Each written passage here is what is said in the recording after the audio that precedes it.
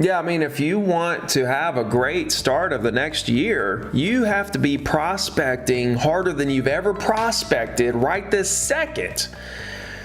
That's the only way you're going to have the highest yield, the highest amount of closings and reach your full potential for January 2022. If you're really, see right now as the market's kind of slowing it. No, if you're not prospecting right at the highest velocity that you possibly can right now, this is the best time because the market has slowed, right? Which means that your prospecting should rise.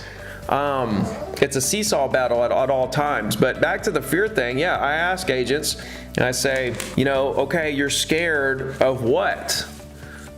Please do tell. And the answer, I'm telling you, it is pretty much every single time they say the exact same thing. They say, I don't know. What are you scared of? I don't know.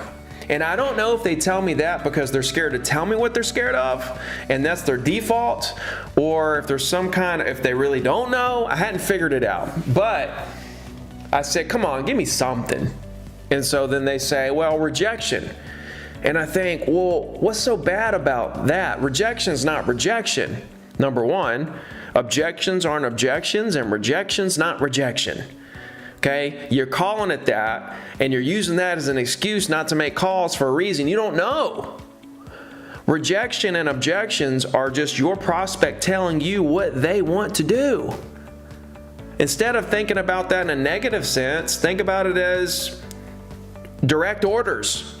They're telling you what they want to do. Now take that information and help them do it. Right? It's insane. What do you think? I mean, you're in the business and you hear a lot of stuff. What do you think the biggest fear, rejection, comeback, or not comeback, but what's like a prospect you call and a prospect says what that scares agents? There's a sense of professionalism here, right? There's a sense of, okay, we are a business. And we do offer a service, and we do want to offer this service to as many people as we can to see what we can do to help them, right? And so, you don't know what to say. Tell them you're an agent. You help people buy and sell real estate, and you just want to call and see what you can do to help them. I mean, you could just default to that if you want to. This whole thing about, listen, I'll tell you what it is. Everybody has that same exact emotion in the beginning. That's the problem. And the winners say, okay, I'm going to make calls anyway, even though I have this fear that I don't know what to say. I'm still going to make the calls because I know that's what's going to get me to the top. And so they bust through that little stage, and then as they make calls, they learn what to say because they're making calls. It's a chicken and egg thing. Right? You can't know what to say until you make the calls, but most agents are scared to make the calls because they don't know what to say. You can't have both. You have to make the calls, right? But let me take it a step further.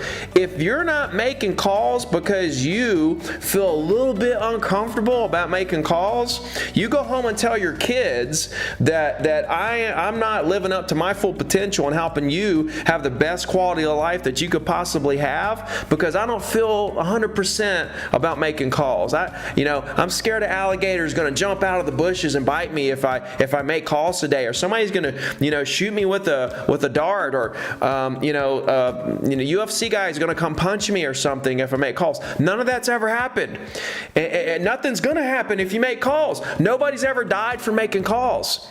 And so if you're going to go home and look at your child in the eye, look at your husband in the eye, look at your wife, look at your coworkers in the eye, and say, I'm not living up to my full potential, right? Because I feel just a little bit of discomfort to do the one thing that I know that's going to put me at the top, then you got to be the one that lives with that at the end of the day. I can't live like that. I gotta sleep at night knowing I did everything I could do to make sure that we have the best life that we could possibly have, and that I am living up to my full potential. That's just me. I can't tell other people how to live. Do it.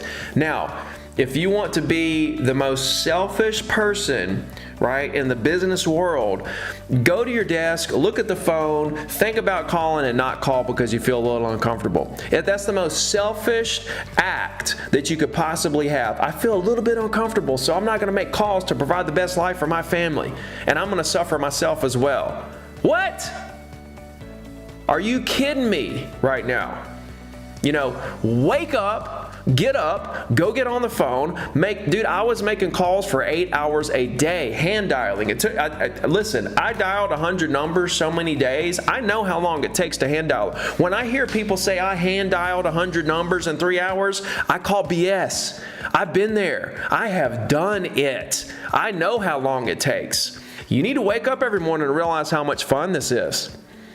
Well, if you go in and think cold calling or calling people and you're thinking, oh no, somebody might reject me, this is fun, this is a chore, I don't like this, then it's not going to be fun. But if you take the phone and you say, I'm going to go help some people today, right? I can't wait to get on the phone and talk to some people and see what in the world they got going on, see how they're doing, let them know how I'm doing, and see if there's anything I can do to help them today, right? And when you have those bad calls, which is going to be, a couple, then you laugh it off. And you look at my calls. I mean, people hang up on me, I call them back. We're laughing the whole time, having fun, drinking tea. It's not a big deal. Nobody's ever died from this, right?